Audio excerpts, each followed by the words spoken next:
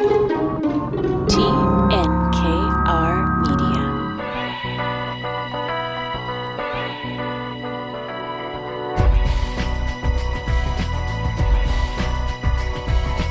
Welcome to Inspiring Entrepreneurs Montreal, showcasing stories from outstanding business people by BDO Canada. My name is Dan Delmar, along with Mike Newton of BDO. Mike, welcome back. Hey Dan, how are you? Excellent. How are you?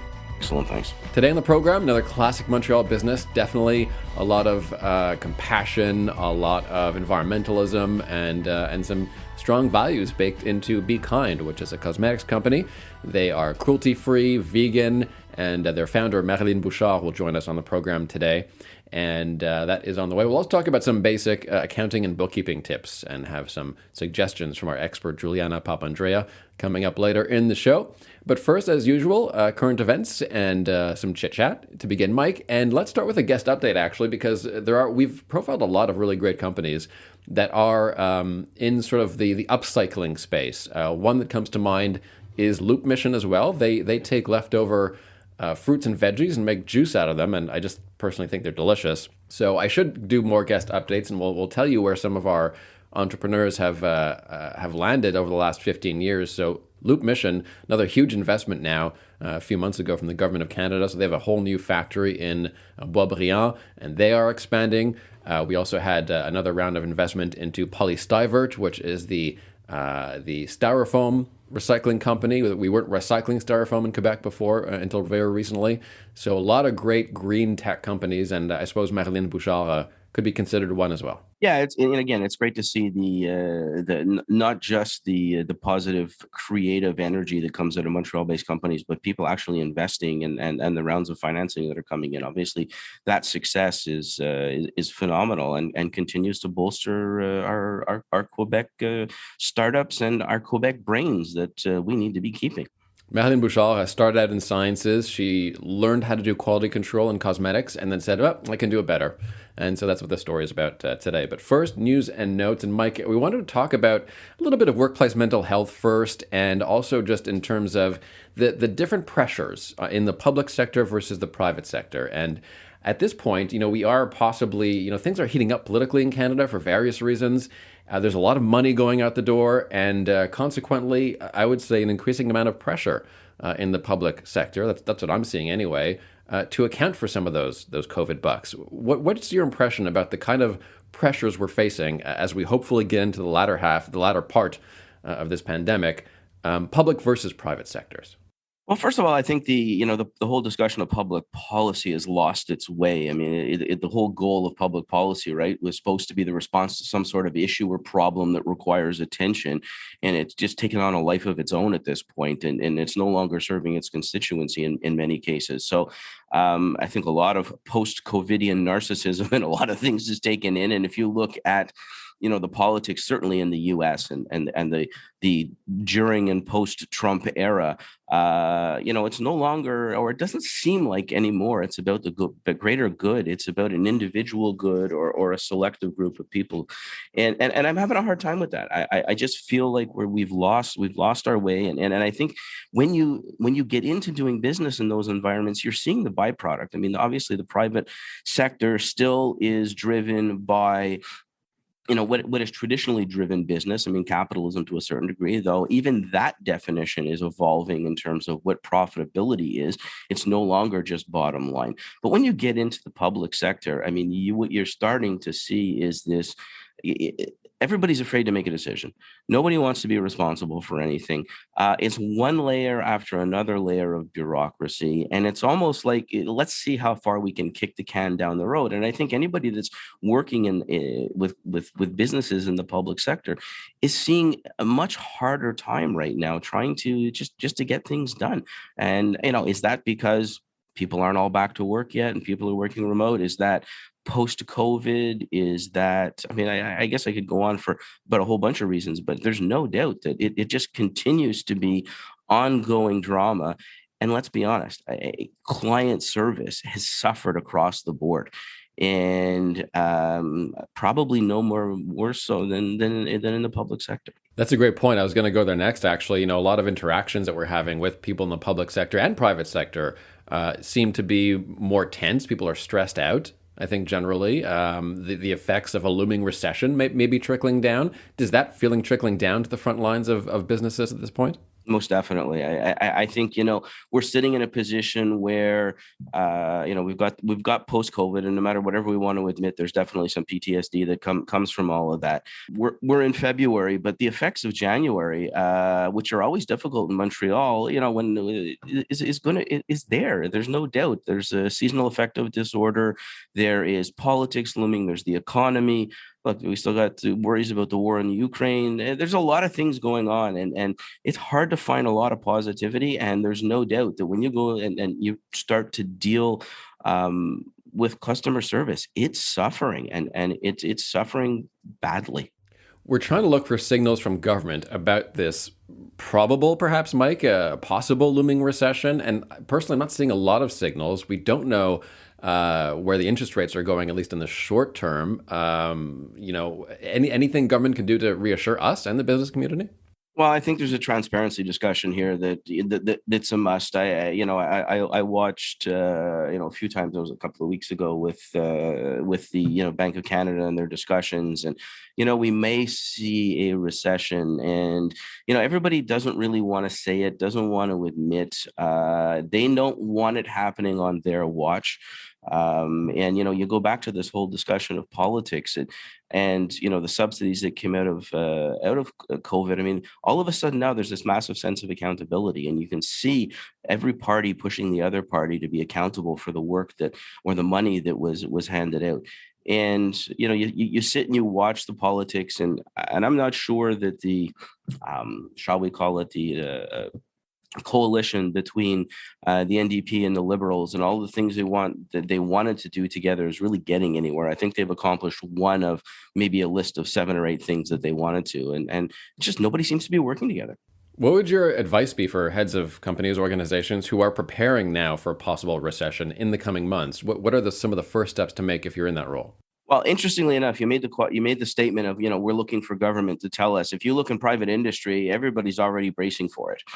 You're already starting to see some major cuts at major businesses. You're already starting to see expense accounts being tightened. You're already starting to see kind of hunkering down as we go forward. So while the government doesn't want to either call it by, it was like my kids when they first started to date. Dad, don't put a label on it. I don't think our government wants to put a label on anything right now. And the reality is, business is already starting to see that. You can see that. I mean, we've had some very large employers in the U.S. who have already laid a huge amount of people off, and there's more to come. What are some of those early indicators? I know tech is laying off people a little bit, but also one area to look at is manufacturing and shipping as well, which is slowing down a bit.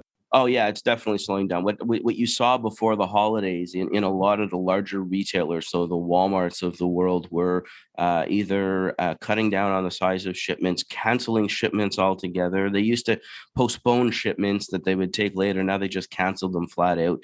So you're starting to see signs of negativity before Christmas. With the interest rates, I think there's a lot of caution. Whether it's going to be warranted long term or not, I guess it remains to be seen. And sometimes just the fact that we're preparing for it in and of itself starts to move us in the right direction. Best piece of advice in order for us all to prepare for what's ahead, Mike. What do you think? I think it's constantly this: be aware and watch what's going on. I don't think there is any silver bullet when it comes to going into a potential recession. I don't think there's a silver bullet that you can put out there that's going to solve everybody's problems. But I think that there's this knowing your business, following your business, being active in the business. I think as times start to get a little bit tougher, we're going to see much more pressure from employers to bring staff back physically into the office. We're already starting to see that. I want to see what you're doing for what I'm paying you for, and that is going to continue to be a challenge. I think you once told me double down on what you're good at in these kinds of times. 100%. I mean, it's, I always go with the old theory. Well, everybody sells buying. Well, everybody buys sells. And the one thing I can say is, as we start to go into, the negativity mode, is look for opportunities.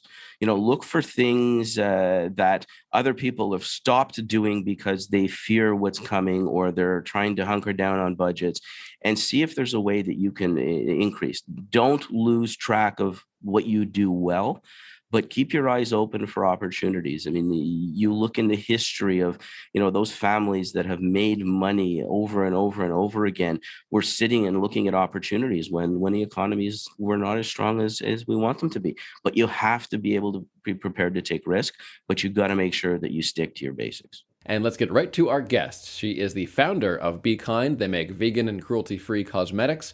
Marilyne Bouchard joins us. Marilyne, welcome to CJAD. Hi, thank you. So first, quickly, please define your business for us. Yeah, Bkind is a skincare brand. Everything is plant-based and cruelty-free, as you mentioned. We do not use animal byproducts in our products. We don't test on animals. We also give back to an animal shelter in Quebec, 2% of our sales, not profit, but sales.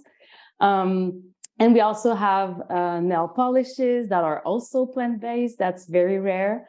And we use sustainable packaging. Everything we do, we calculate our impact on the environment. So we really take care of this too. So when you get into the products and the discussion of plant-based or vegan and sustainability, maybe take that a little bit deeper for the listeners in terms of understanding what that means and the testing and how you develop and how you do your research. Yeah. So definitely, if you don't use harsh ingredients, you don't need to test on animals. Usually it's because the product is not safe, so you have to test it on animals. But what we have is it's very soft for the skin, and there's nothing harsh. And for the packaging, almost all of our packaging is made in Quebec. So our boxes for our products are shipping boxes, and we have certifications. We also use for our plastic, ocean-bound plastic. So that's our tubes and bottles. Ocean-bound plastic, I think we are the first that use this in Canada. I think that's what our supplier told us. But it's basically plastic that's been collected on shores, on like where there are red flags. So so it's basically like water bottles, toys from kids that play in the sound that we use, and then melt it and then use it for packaging. So that's it's very creative. It's very cool. I love that we have that. And we also have a store in Montreal, and we have refills available, bulk available. So almost all of our products, you can get it without packaging. Yeah, I think the move in a lot of cosmetics and pharmaceuticals is to this replenishing and refilling a bottle, or in terms of, you see it in hotels now, where you get a big bottle of shampoo as opposed to a little one that gets updated. This movement obviously continues to try and cut down on the waste and everything associated with it. Are all your products made here in Quebec as well? Almost. Okay. Almost. We do have accessories that are in bamboo, so obviously not here. We have a new travel case for your bars, because when you travel, you bring your bars with you, which is very useful because since it's not liquid, it's not going to leak in your baggages. So that's when nice. you're talking bars, you're talking bar of soap. You're not talking about you're not talking about chocolate bar. I'm not talking about chocolate bars, hair care bars, so shampoo bars, conditioner bars. And we have a travel case for that, and it's made out of ocean-bound plastic, but this cannot be done in Canada. So there's a few things that we are unable to make it here because there's no manufacturing here. But like 80% of our things are made here. All the products are geared towards women at this point, right? There is no male products from Bkind at this point? Well, I mean, we do have male customers, especially for the nail polish. So, yeah, we can say that the image is girly. I don't like to say that, but yes, Right. we do have men that use our products. It's interesting because there's certainly the male the male care products, and whether you call it metrosexual or whatever the terminology somebody wants to use, which to me almost makes it a negative. Just you're trying to label something, and that people should be just happy to use a product to make them feel better or to do better. So I know. there's this negative stigmatism associated with men using pharmaceuticals. Yeah, well, yeah, definitely, because I get this question a lot. Are you gonna have like a man collection? But I mean, we all have skin, and Right. you just need the cream to put on your skin, regardless of the color of the jar, or the packaging. So no, I'm never gonna have a men collection. They can use all the products. We all have skin. My friends use my male friends use the products. My boyfriend use the products. My dad. So yeah, it's for everyone. I don't think that for a man to use a product, it has to be like black and like dark packaging. I support that as a man who exfoliates, I have to say. But I thought you were going to say you support that as a man who wears nail polish. And by the way, I know a lot of guys that do, so it's not that big a deal. It's not. And animal testing is also super important because for years I've wondered, why do we have to go through this? I mean, as you said, Marilyne, if it's potentially dangerous for an animal's face, why are we putting it on our faces? Yeah, that's it. I don't even, and I like, to be honest, I don't even know why it's not illegal in Canada, animal testing. They tried to pass a law, I think in 2018, but it didn't went through because all of Europe it's banned for animal testing. So I don't know why it's not banned here. I don't get it. It should be. How did you get started in this? I mean, I think your education was in microbiology. Yeah. Correct? Yeah, I did my bachelor and master's degree in microbiology. And then I worked in pharmaceuticals for about 3-4 years. And I started Bkind while I was working. So I was doing my 8-hour shift, and then I would go to my parents, do some cream, reply to emails, do some social media posts. So crazy times. I don't know how I did it. I was in my 20s, so definitely I had the energy. You know what? I think a lot of it comes down to passion at the end of the day, right? I mean, you clearly have a passion for what you're doing, and it doesn't matter. The hours have a whole different side if you've got the passion to go there. So while you were working at the pharmaceuticals, I assume they were large pharmaceutical companies. Is what you were seeing and what you were living part of your inspiration to do something different? It was more about the lack of transparency in the beauty industry, because I started Bkind in 2014, and back then, animal testing, nobody was talking about it, really. It was just Lush that was fighting animal testing. They're very known for that. They're pioneers. I love them. But they were the only ones. So it was hard to know the truth with the products that you buy, So this is why I started Bkind. Well, one of the reasons. But working in pharmaceuticals, not really, because obviously the drugs have to be tested on animals before humans. So I get it. So it's not the reason why, but obviously I'm very happy to have a company that do not test on animals. I think we've all seen it, but you probably see more of that whole discussion of transparency that you're talking about. Have you seen that just kind of explode within the marketplace in the last, I mean, you started this, 8-9 years ago. So I'm sure since then it's a whole new perspective. Oh, yeah, it changed. A lot of brands are very transparent right now. I love that. I think it's so important. You need to know what products you buy. It's not just the product, it's everything that comes with it. But I also feel like large companies, they're going to use this a little bit like greenwashing. You mean as a marketing tool? Yeah. We see stuff sometimes we're like, okay, it's just for marketing. But definitely, I mean, when there's a trend, everyone's going to jump on the trend. So what were some of the biggest challenges, other than time and energy, when you started this? What were some of the biggest challenges you faced? One of the biggest was I was learning everything while I was doing it, because like we talked about, my background is in science. So nothing in business, social media, marketing. I learned everything while doing it. So that was a challenge. Good thing that I can absorb a lot of information. And I reached out to friends and companies to help me. So that helped a lot. But yeah, it's very hard when you start a company. It doesn't come with a book, about shipping and social media and everything. So that was a big challenge, and also money, because I wasn't a service company, but goods that you have to sell. So you need to buy the jars, the label, the ingredients. But since I was working, I could balance things. But I started with just 5,000 and that's it. I never went to the bank to borrow any money. I just had my 5,000 in bank, and this is where it started. Are you still self-financed at this point? Yes. Very good. What kinds of products do you have in the pipeline, and what's your R&D process like? You're a scientist, you have a science background. What do you got going in the lab coming up next? So coming up next, we have face scrubs and serums for the face. We don't have a lot of new products this year because we're very focusing on the products that we do have right now.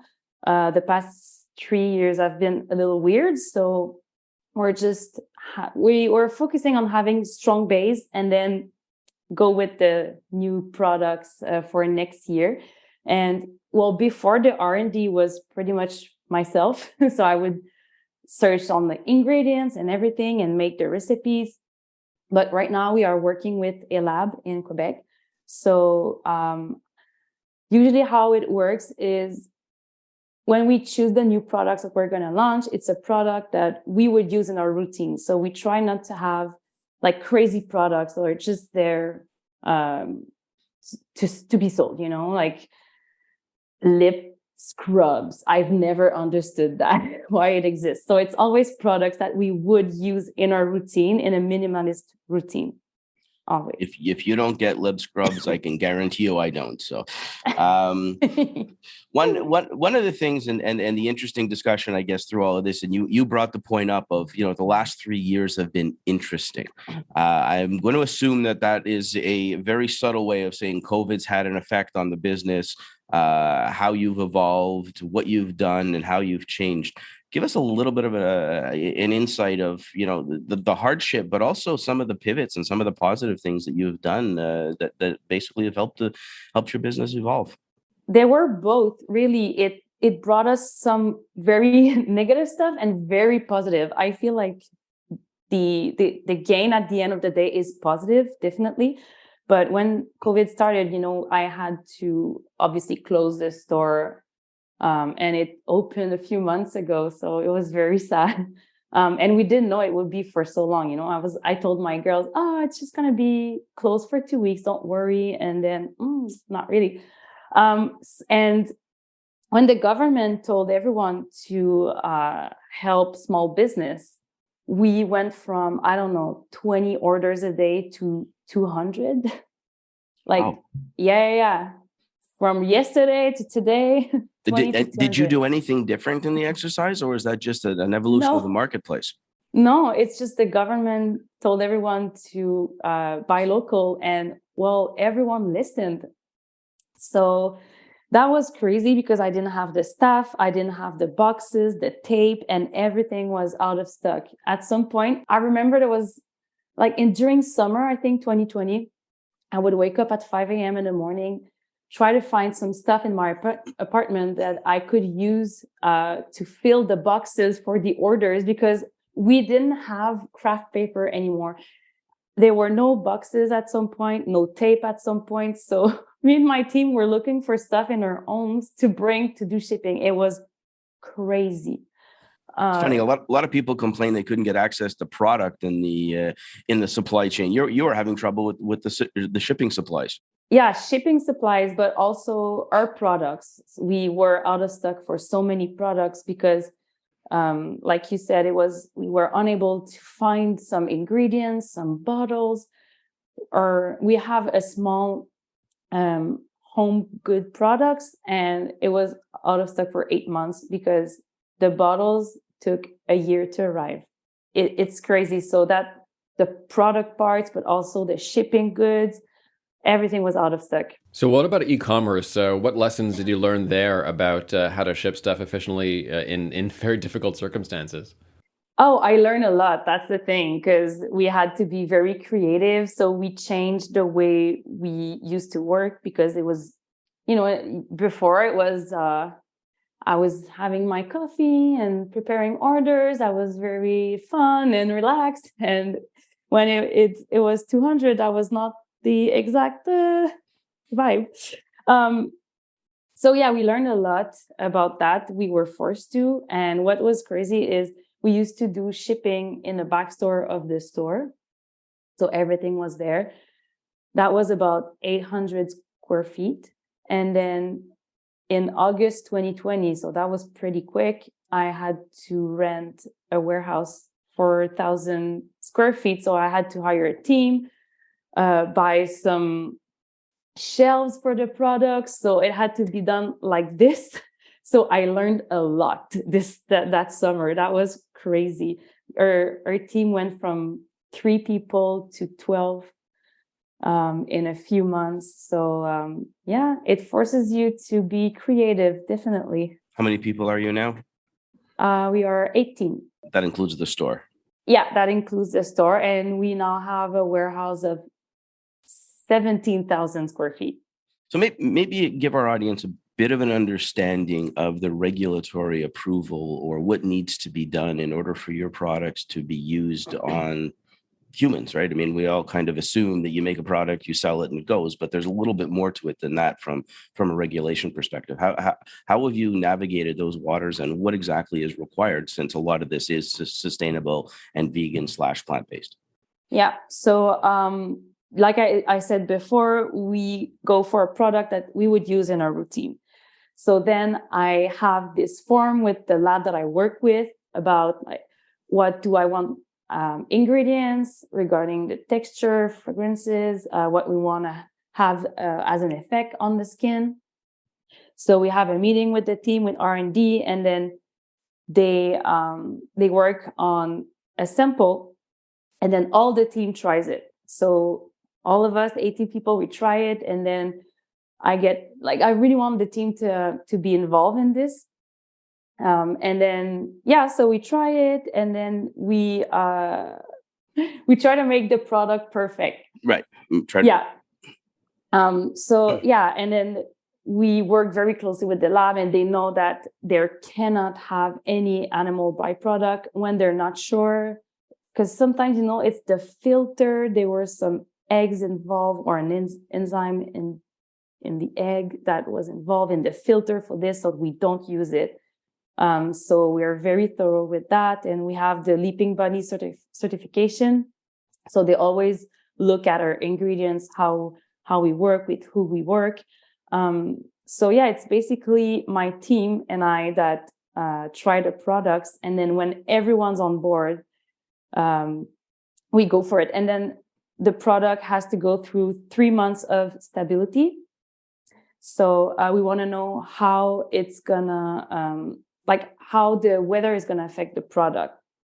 So we freeze and unfreeze the product, the samples, and then put them at 45 degrees, -4 for room temperatures. So we know how it's going to evolve in time and with temperature, like I said.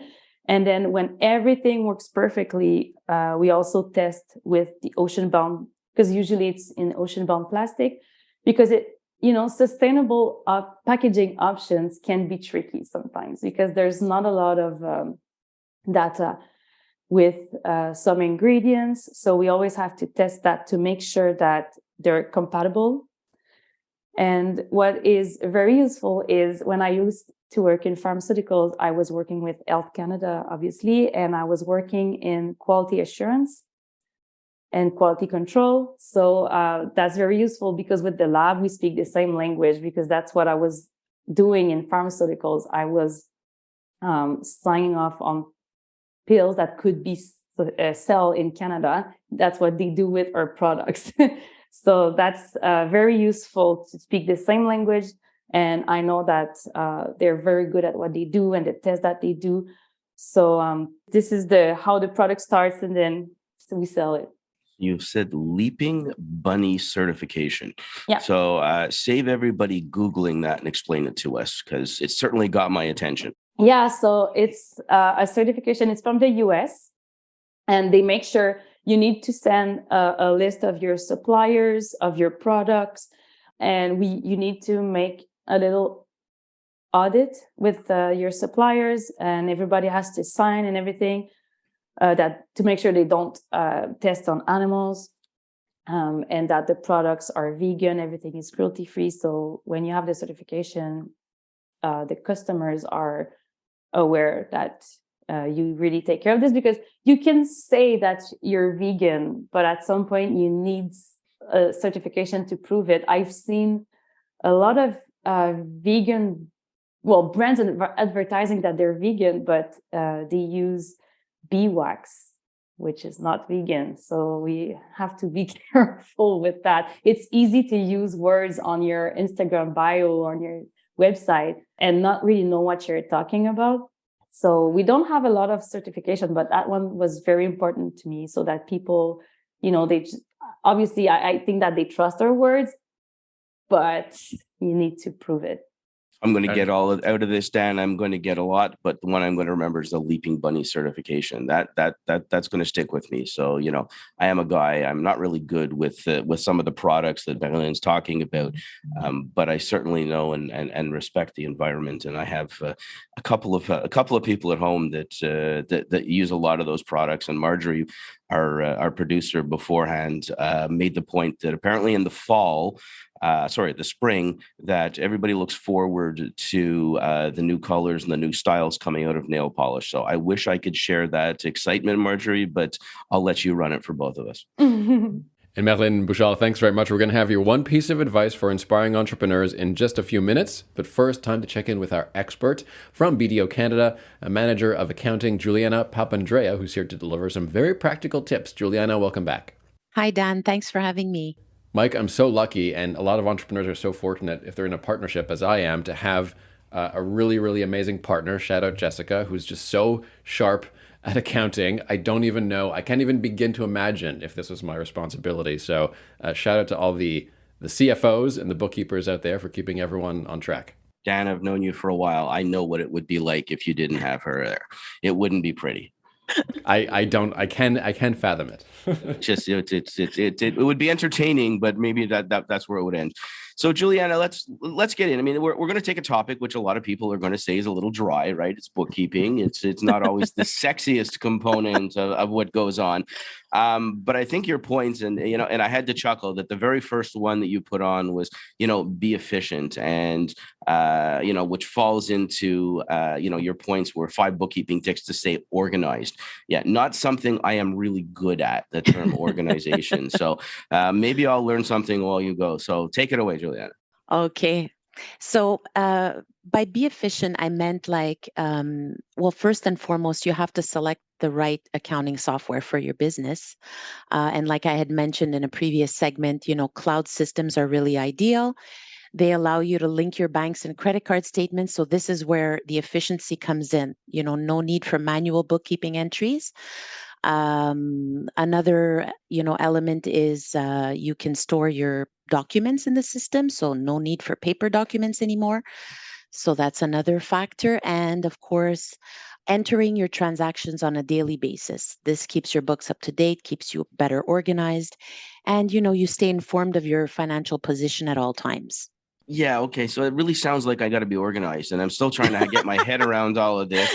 I'm listening to you talk, and I can see Dan on video with me going, yeah, no, that's just this. It's not going to happen. So give us a couple of other ideas. I mean, what else are we looking at here in terms of some of the do's from looking at bookkeeping tips? So another problem we face with some of our clients is they don't use separate bank accounts. So we ask them, please use separate bank accounts for your personal expenses and for your corporate expenses. So because trying to, decipher what personal expenses are used in a corporate bank account or credit card takes time. It's not efficient. So just separating the two is really the best way to go. If you have a company, just get corporate credit cards. It makes everyone's life easier. Your accountant will love you for it, and that's that's a very important factor. I think a lot of things from the bookkeeping side really have moved digital in the last few years, and it's probably one of the biggest changes that's occurred. I mean, what are you looking at from going digital? What are some of the either the services or some of the directions that you're steering clients? So there are a lot of third-party apps out there that you could add on to your software. They could import your sales invoices. They help automate the bookkeeping process in general. You can use reminders and set, automatic electronic payments to keep your payables up to date. And of course, accept online payments. This is a great tool and can help streamline your receivables as well. I see a lot of apps floating around lately for keeping track of kilometers, keeping track of, when you're driving around, because obviously, if you're going to use your car for business, you need to actually have a concrete side to keeping track of the numbers. I mean, we pushed for years to tell our clients to keep logs. Most of them laughed at us. So now the digital side of things, I think we're taking a lot of things that a lot of people weren't working with before and really move them forward by using some of these relatively simple digital apps. Payroll. This is one of those areas, whether you've got one employee or 20 employees, how many people have you seen just blow things up trying to do payroll themselves? That's the thing. It's, using a professional payroll service, it's worth the money you pay. You don't have to worry about remitting your deductions at source or being late anymore. It's remitted with, every pay period. Of course, you don't have to missing deadlines. So just Yeah. give us a quick idea. I mean, let's say that you've got 5 or 6 employees. You said it's not that expensive. What kind of cost are you looking at? Well, our setup fees and then maybe fees of maybe $50, $60, depending on how many employees you have, what exact services you want, because there are different services. You can have a platform where employees log on and access their own documents versus you having to print or email or scan and send to them. So the fees can vary, but it's worth the money you're paying, because if you have to have someone handling all this, it's going to cost a lot more. And even just records of employment that, click of a button, just enter a few dates and it's good to go. It gets produced. It gets sent to Revenue Canada. You don't have to worry about it. Your vacation accruals are up to date and on track and being accrued every payroll, so you don't have to worry about what you owe your employees or if it's correct or not. Of course, you always should have, your accountant look at it as well, or if you need guidance, it's always a good idea to speak to your accountant. But these tools are very easy to use. One missed payment justifies whatever you're paying in your monthly service charges. Exactly. Giuliana Papandrea, Manager of Accounting at BDO Canada. Thanks so much, Giuliana. Thank you, Dan. And as we come to the end of our show, let's turn to our entrepreneur from Bkind, the founder, Marilyne Bouchard, and ask her for her one piece of advice for inspiring entrepreneurs. Marilyne. My one piece of advice would be, and this is what I always say, don't ever be scared to ask for help or to reach out to another entrepreneur. I get a lot of messages on my personal Instagram account, and I'm always happy to chat with other owners of companies. I feel like we don't do it enough. And every time we always end up having the same issues, the same like emotions and everything, and anxiety. So I really hope that people can reach out to other people and really talk about how they feel and everything about having a company, because it's not always easy. So yeah, that would be it. Excellent. Thanks so much, Marilyne. And Mike, another great company that is local and doing ethical production. And we've profiled a bunch of Montreal companies that really want to make a difference in a holistic way. It's great to see. Yeah, we've got to continue to promote locally, and it'll keep feeding off itself. And our goal always is going to be Montreal has been the hotbed for startup and new ideas and new generation. We got to keep them here. That's the big key at the end of the day, is keeping them here. And that's not always an easy challenge, given anywhere from the economy to politics and everything else. Quebec will always be a bit of a challenge, but we as consumers as well as business owners need to make sure that we continue to support, promote, and keep the Quebec-based companies in Quebec. Great job, Marilyne. Thanks for stopping by. Thank you for having me. Next week, we'll be chatting with Étienne Lacroix from Ventillon, and they're making manufacturing automation accessible to more and more Quebec companies. A reminder, you can subscribe to Inspiring Entrepreneurs Montreal as a podcast on iHeartRadio, iTunes, or your favorite platform, and log on to the website inspiringentrepreneursmtl.com for hundreds of local entrepreneur profiles from the last 14, 15 years now, I guess. Mike, thanks, and see you back here next week.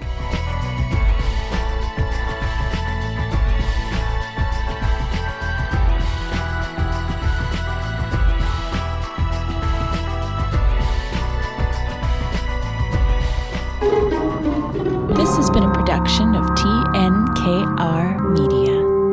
Good talk.